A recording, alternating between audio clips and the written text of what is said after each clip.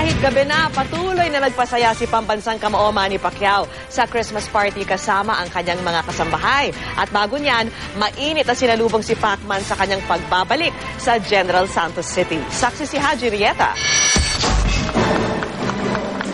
Buong araw mang abala, wala pa ring pagod si pambansang kamao Manny Pacquiao ngayong gabi.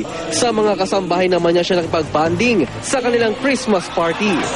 Siyempre pa, may paraffol para sa kanila si Pacman. Ang masaya din na binigyan niya kami ng ganitong magagataon na magsama-sama lahat ng mga empleyado. Ganun. May mensahe ba kayo kay Sir Manny? Para kay Sir Manny, siyempre napakapait na mo yan. Sana bigyan pa sana siya ng mahabang buhay.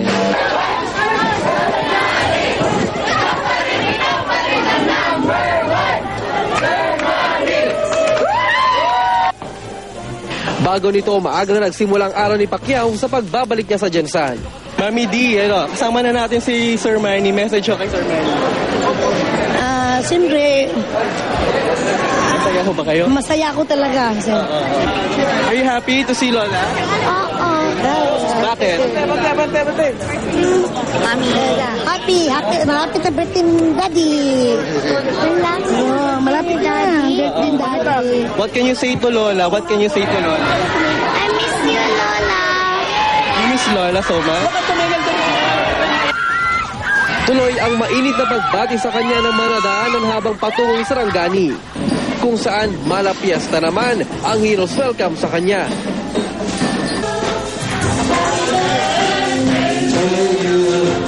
Maagang pagbati naman sa kanyang karawan ang handog ng mga dumalo sa kanyang press conference, kung saan nagpasalamat siya sa mga taga-suporta.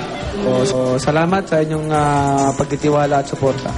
Sinagot din niya ang pahayag ng top rank na posibleng Mount Siami ang laban niya sa Abril, kasunod ng 120-day suspension ng Nevada State Athletic Commission sa anuman niyang laban.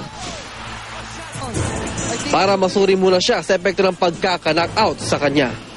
Kung 120 days, that's 3 months lang, di ba? 4 months. So, by April, May, 5 months na yan eh. Tutuloy. Pwede na.